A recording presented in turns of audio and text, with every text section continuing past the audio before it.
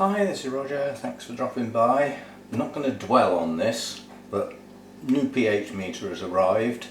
Relatively impressed, certainly compared with the packaging and everything that I've had in the past. And this one came out either high or in one case top of reviews for budget pH meters, you know, the less than 50 quid jobs. You can pay an awful lot of money for a pH meter, and then when you read the write-ups on them, they're not that much more reliable, really. They may give a more precise reading, but they still go off. You know, they tend to need calibrating even more.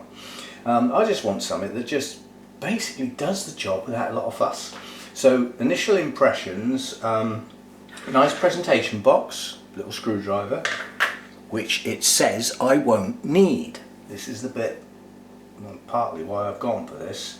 The first thing is that they use a calibration system which leaves a residual on the electrode, and they even put an additional notice on there, stuck on firmly, which doesn't seem to want to come off at the moment, saying that there could be some white residual traces on your what do you call it, and as a consequence you need to clean it off before you attempt to use it.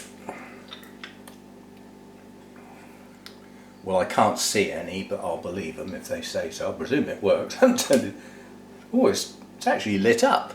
Oh, that's good. Because you're often working in, not darkness, but partial darkness, but it works anyway. If I take the batteries out and replace them with new ones, I will have to calibrate it. It specifically says so. So all I'm really going to do is that too deep? Just a little bit. Mustn't go up above the line, obviously. It says to leave it to soak for a couple of minutes in, well, it says distilled water, but RO water is all I've got, to dissolve those crystals on the bulb, and then give it a gentle waggle around to make sure it's clean before you start to use it. The instructions on how to use it are pretty straightforward, aren't they? You know, dip it in the stuff you want to measure, turn it on, etc. It also gives you how to calibrate it using the two things. But over here is the important bit in red. Some white fluid may appear around the glass electrode. This is normal because the white fluid is the reference fluid. It will dissolve by leaving it to soak, which is what I've just done. When you use the pH meter for the first time, it may not be stable because it needs to wait for the reference liquid to dissolve into the fluid. So you've got to get that stuff off basically before it'll work. It's got automatic temperature compensation, which I wanted. There's a lot of people put an awful lot of fuss about the fact that these things say 25 degrees. I looked it up. The difference between 0 degrees C and 25 degrees C is an awful lot in temperature, isn't it? The difference is 0.4 in the pH. So if at 25 degrees something registered 7, yeah, at 0 degrees, I forget which way round it was, but it would be 0.4 less or above. And then at 50 degrees C, yeah, you'd water your orchids with that, wouldn't you? It was also 0.4 out the other way. So the difference in temperature range between 0 and 50 degrees is 0.8 on the scale. So the difference between 25 degrees and 21 or 22 degrees is hardly measurable. It's negligible. We're measuring it for orchids. An awful lot of fuss for something that doesn't matter. And I'm going to be rude now. There's an awful lot of people who put comments in there as though I'm an idiot and I can't read or I can't look things up. You know, giving me instructions and things. Don't you think I do all that for myself? You know, it's nice to have the comments and everything, but treat me with a little bit of intelligence, for goodness sake. I do a lot of research and stuff into things before I'm prepared to put them on video, because people are going to watch them. People may run off and copy, so I've got to go careful. So I don't just willy-nilly do it. You know, somebody giving me instructions on how to calibrate. Well, if you'd watched the video, I did the calibration in the video, didn't I? So why do I need a set of instructions? Use a bit of common now and again. Anyway, the bit that we get to is Yeah, before measuring, put pH in solution and stir several times, blah blah blah, and the other. Cannot measure acidity less than 0 and alkalinity greater than 14. Yeah, I don't think I'm going to come across anything like that. Do not touch the electrode with your fingers or other hard objects because it might crack the glass. Common sense again. Before we send, this is the bit why I got this one, apart from the fact it was high in the reviews. Before we send the product, we have calibrated the product and you can use it after receiving the product without calibration. Should I check, or have I got the confidence in what I see so far? This is giving me quite a bit of confidence. Then it says specifically, none of the other ones I've ever seen have specifically said if you take the batteries out or replace the batteries you need to recalibrate. These people have bothered to tell me that. That's just good stuff. So when you remove the battery or change the battery to restart, due to the chip rebooting, the pen needs to be calibrated before its use. Now that might be common sense, but they've bothered writing it down. The pH meter needs to be recalibrated in the following situations if it is not used for a long time. The use of the electrodes is particularly frequent and the measurement of accuracy is required to be high. Yeah. So in other words, they're expecting it to go off a little bit, but if you want your accuracy absolutely spot on, then perhaps you ought to recalibrate. I don't need it that accurate, do I? So in theory, now, that should have dissolved. We should effectively have a working pH meter now, without having to do anything.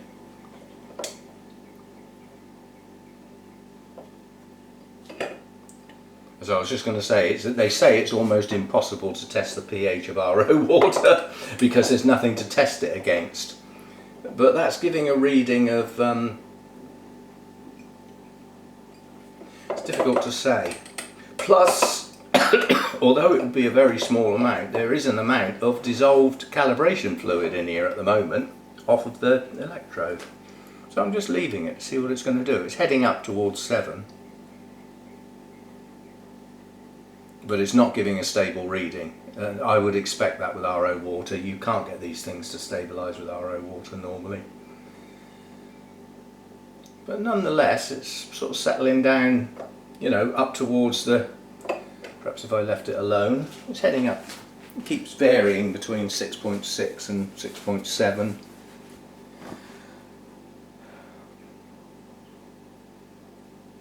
But it is waggling around quite a bit. I would expect that. As I said, I've never had a pH meter that you can stand in RO water and get a reading of 7, even though that's why I'm pretty sure it's what it is.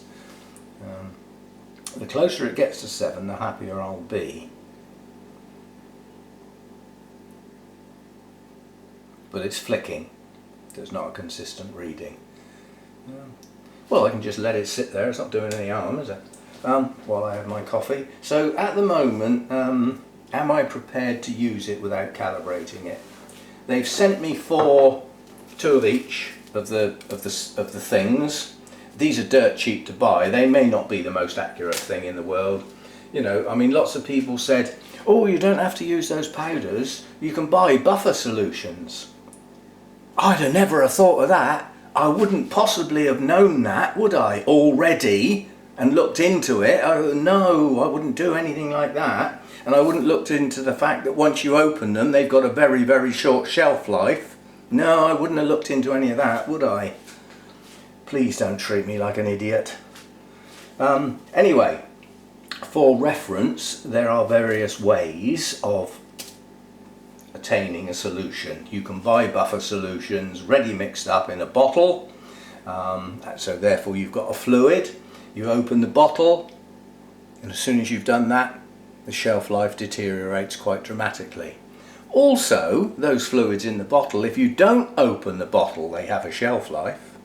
So that would depend on how much you expect to use. How frequently do you expect to be recalibrating your pH meter?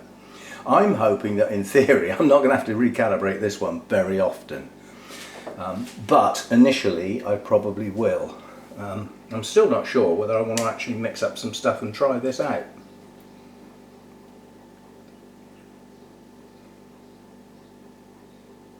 That's settling around 6.85 at the moment.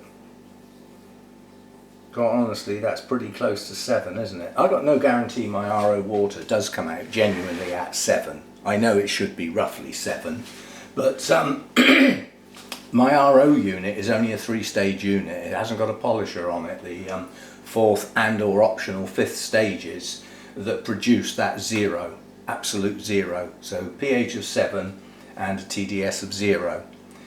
Pure as it can get, basically. Mine is only a 3-stage, so it does the best it can. And I also fiddled with the flow restrictor to actually get a faster flow, sacrificing a little bit of quality. So in other words, the water is going through a little bit faster than it should. So the unit isn't taking out quite as much as it could do if I had a slower restrictor on there. But I wanted the flow rate up. And I still get a TDS of about 10. You'll have a job to find any rainwater at 10. It's probably going to be more like 20 or 30. So I'm happy. And I'm happy that that is sitting at 6.85. Now, if it is out by 1.5, think about the consequences. If I want a pH of 6.5, I'll get, in theory, a pH of 6.35. Would I worry? The answer is no. It's close enough. So I said, with my pH, I'm either aiming high or I'm aiming low. Sometimes I aim higher than the 6.5, which is that is a point I'd rather not go above, but I do for some reasons, like stuff that's heavy on the moss and things like that. My cooler, shadier ones that have got a fair bit of moss. It's not wasting my batteries here, am I? Yeah, so I mean, I'll sometimes go in at 6.7. I know once that water's been in the pot a relatively short time, it's going to drop that pH down probably below 6.5 to somewhere near where I want it. I do occasionally put a low pH feed through, simply because there are a few things that go in better at that lower pH. But my low pH is 6. I don't go below 6. So on this meter, if it's out by that little bit, instead of being 6, it would be 5.5, wouldn't it? Sorry, 5.85. That's not that far out, is it? You know, people have said in the past the sweet spot is 5.9. So I'm happy to use that as is. Quite happy to use that straight out of the box. That's impressive. But every now and again, the fact that this one does seem to be able to give me a reasonable reading for my RO water. What can I use to see if it's going out? I just chuck it in some RO water, can't I? And as long as it reads somewhere around 6.85 or above, then it's okay. It's not out. It's not out far enough to worry recalibrating the flipping thing. So far it's done exactly as it says on the tin. And as a consequence, I will now go ahead and use it. The only thing I may have read it and forgotten it, but somewhere in here it should say something about what to do after you've used it. In other words, how to store it. Blah, blah, blah, blah, blah. Oh, it should be over here on how to use it, shouldn't it? Yeah, it says to use it, stand it in your solution for 40 to 60 seconds until the data is stable. That's not that fast, but I'm usually doing something else anyway. I'm quite happy to let it sit and measure. That's the bit I was after. Read your data, yeah, so dip it in your solution, leave it 40-60 seconds, read the data.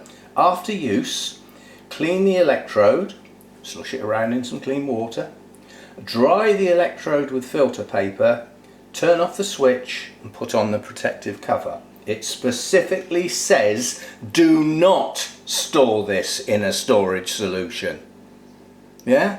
So all you people who say about, oh, if you don't store them in a storage solution, they don't work. That's true for some, not for all. These are not all the same. Made by different people, different types of electrodes. They're not all the same. So just because you've got one that says you should do that doesn't mean they all should. And this one specifically says don't. Bonus! Because I haven't got any. Right, Now I've actually got to get on and use the flipping thing now. I'm happy to do so. Now it says dry with a filter paper. I assume it just means something very soft and very absorbent, so I'm hoping that kitchen tissue is going to do the job anyway. You know, somebody said you should not use kitchen. There was quite a few comments on that video that annoyed me, simply because I know people hadn't watched till the end. And at the end I did pop-ups with words. First of all, saying that I have bought a pH meter. So all the comments recommending which one I should go out and get were a waste of time, weren't they? You didn't watch the video, did you? Yeah? So, I'm not saying everybody should watch every video all the way through, especially videos like this. They're boring. Well, they are to an awful lot of people, including me. But yeah, you know, I often get comments that are based on the first 5 minutes of the video, and somewhere in the next 5 minutes all those questions are actually answered, and then I've got to go and answer them again, you know, because I've got loads of spare time and, you know, time to play with things like that. So those that do watch the whole video, it's appreciated. And if you notice recently, I've been trying to keep them a little bit shorter. You know, I'm not the only channel, for goodness sake. There's loads of other channels that are interesting and great to watch. You know, so I don't expect people to dedicate their flipping time to me. I get a bit of time, and others get a bit of time, collectively being possibly quite a lot of time. And this is people's lives you're using up, you know. So anyway, I'm going to add on the end of this, the fact that I'm going to use that, I'm happy to. And then I'll probably give it about a month, and then we'll have a check and possibly actually use some calibration fluids and see how far it is out or not or whatever. It won't last forever. You know, at the end of the day, this was not a very expensive meter.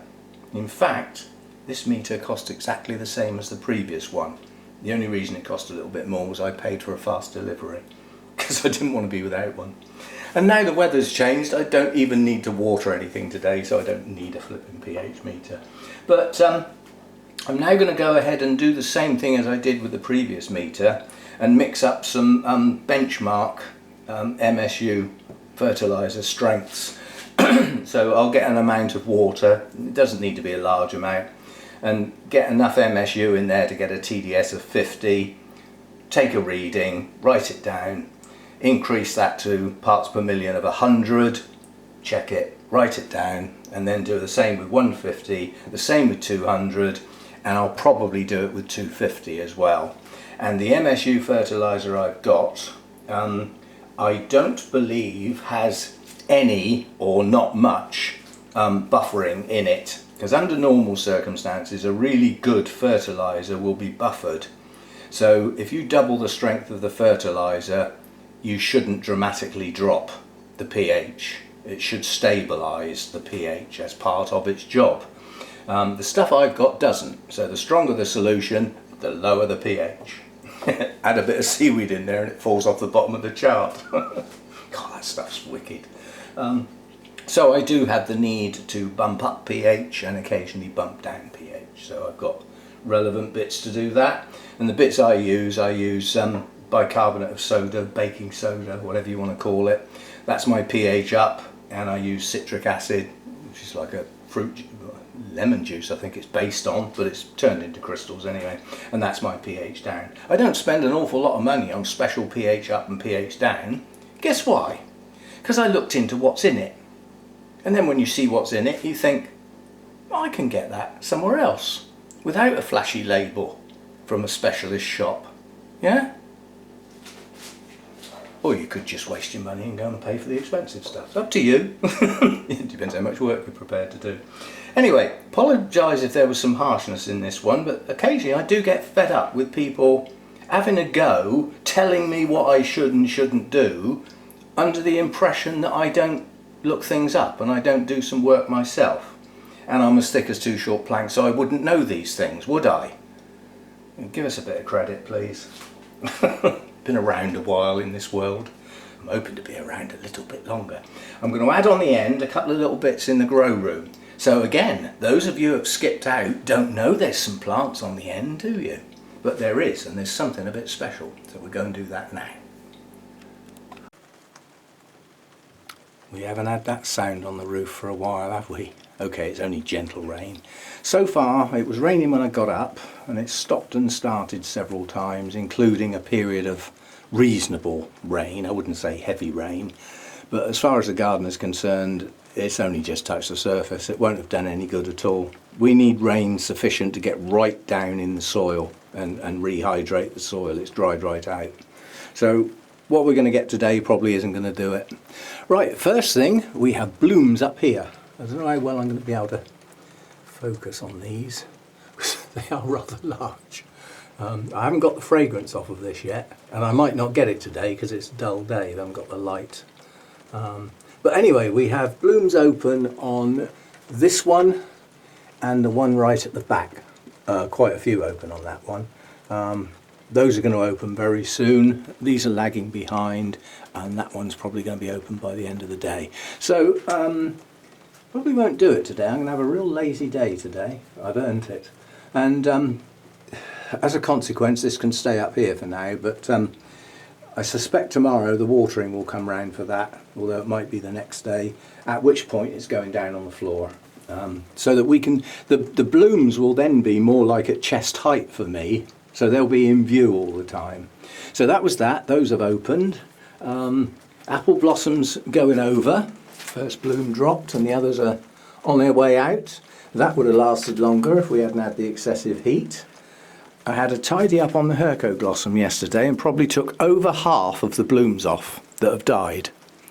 Some may not think so given how many's left, but we've still got some buds to open, lurking somewhere. I saw, oh yeah, right up the top there. And that's blooming on a cane it shouldn't be. That should have waited till next spring. But we've still got a few buds to open, not many now, so this one's on its way. This one is, I don't think there are any more buds now. I think they are all open. So I'll have to get this one sorted out for a photograph soon, because that's my entry into the competition. But yesterday, for the first time in quite a while, because I've been using the sprayer, I actually got my mounts down to water them. So I manhandled them, which I haven't done for some time. And like I've said, if you water with a sprayer, you know, I mean, if you think like up in there, that plant up in there, I haven't got a clue what's going on with that plant. You know, I just poke the lance up in there and water it. So you lose track of what's going on by using the sprayer. Things like, can I get at it? I haven't even been dunking the Vandas. I've been spraying those, yeah, because that way they get done every day. But if you look at the spike on the Vanda, that's the orangey one, look how much that's progressed since we last looked. So that's coming on. Yeah. But when I use the sprayer, I'm not looking. I'm just pointing the flipping thing and going for it. I didn't spend much time. I say I can do the whole lot in 10 minutes. But some things came down, and let me just change hands. That means we're going to get a lot of wobbling for a minute or two while we're going to move this. Not very far, I'm just getting it in a place where I can get at the next ones, which is what I want. So we'll just hang that on the end there. We don't want it to fall off, do we? Back all the blooms before I've taken the photograph. Right, so let's just put my strap back on. Up here this was bought not too long ago, and it's Dendrobium Victoria Regina. And I always said you would hear the cheer when I get my very first ever bloom in here. Well, we're going to get some, because I don't believe that's Kiki's. Now, I haven't noticed those. They've crept up on me, you know, while the plant's been up there not getting manhandled, probably for a week now. So we have something sticking out the bottom of that cane, on both sides, possibly. Wait and see. So that's that one. That's the Victoria Regina. And the other relatively new one next to it, I'll have to get this one down. Oof. Come on, don't tangle up in everything, just let go, thank you. We're going to stick this where we can look at it up there. That'll do for now. I've forgotten what it is now. Should have looked at the tag first. That's if it's got one, of course. It has. This is Hookeriana, the Dendrobium Hookeriana. Relatively new. And Not had it for long, not quite sure what the hell's going to happen. These are stumps from where it's bloomed before, so it obviously blooms on a node, probably, because I can't see any other way of doing it, like a nobile, opposite the leaf. So the leaf is alternate and a bud would come out here, opposite a leaf. Yeah, because these are deciduous now, these have lost their leaves. So we don't know where the leaves were, do we? But this is obviously where it's bloomed before, yeah? So now when we look at this, we think there's no sign of buds. Oh, hang on, the fans have kicked in. I'm surprised they're doing that today, on a dull day. But let's take a closer look, shall we?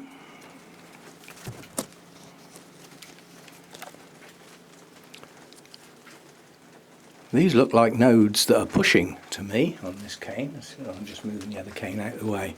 So if we come down this cane, we've got first leaf, this side, second leaf, there's a bump. Third leaf, there's a bump. Fourth leaf, there's a bump. And if you look the other side, there's a bump there that's starting to push out. So I think this is going to bloom. So that's that cane. What else have we got? What about another one? So I didn't expect this to bloom on leaved canes. Oh, there's a distinct one pushing out there, where my finger is, and probably even an even bigger one there. This is going to bloom. See? Now that wasn't there last time. There's bumps on this cane moving. So it looks like all three of these leaf canes are about to bloom. And I didn't know. Yeah. Now a week ago those bumps may well not have been there and I wouldn't have known anyway. But so we've got something new. The Victoria Regina I know and love well, but I've never had that bloom in this grow room despite several efforts, including one quite nice plant, and when it bloomed it was a hybrid. Instead of being the bluey purpley colour, it was pink, not even close. So that went to somebody else because it wasn't what I wanted. It wasn't a bad plant, but it wasn't what I wanted.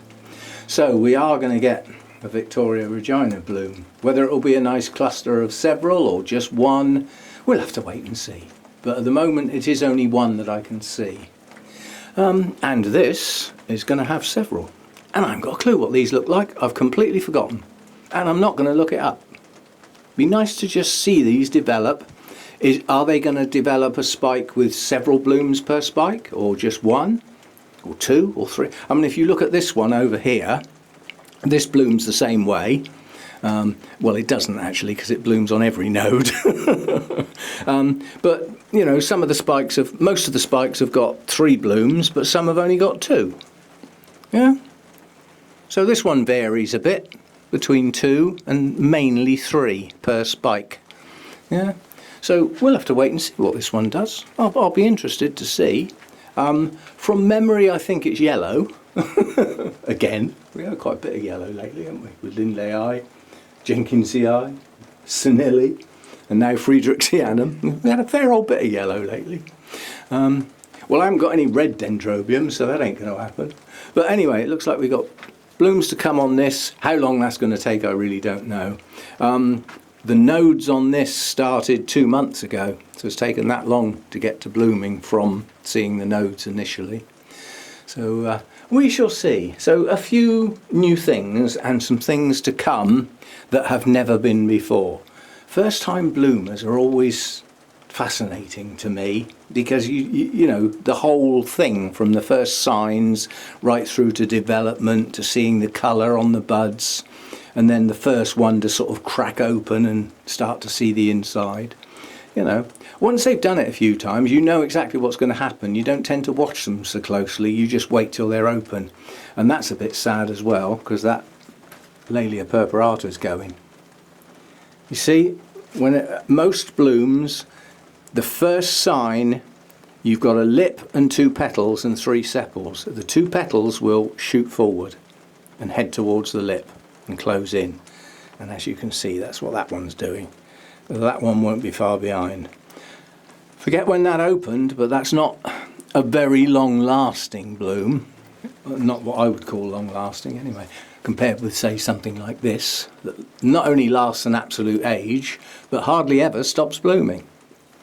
You know, as dendrobiums go, people have asked, you know, for long lasting. Well, you can replace long lasting by repeat blooming if you think about it. Even though these blooms last a fair while, it's a repeat bloomer. It just keeps on pushing out more and more and more. There's another lot coming out here. Just keeps going. Star performer, that one. And that's got Victoria Regina in it, half of it. It's a pity the Victoria Regina doesn't do that. I think it's capable of blooming more than once a year though, but I've never had one long enough. You know, I mean, my other one is this one, which was sent to me as a tiny little piece. Well, it is at least growing. You know, this cane is getting longer all the time and still producing new leaves. And it's produced a couple of new roots, but no new growths yet. Still just that one. That's what I was having to live with. That was my only Victoria Regina. Till I found the other one. And I went whoopee. And if that turns out to be a hybrid, I might not be too pleased. Right. See you next time. Thanks for dropping by.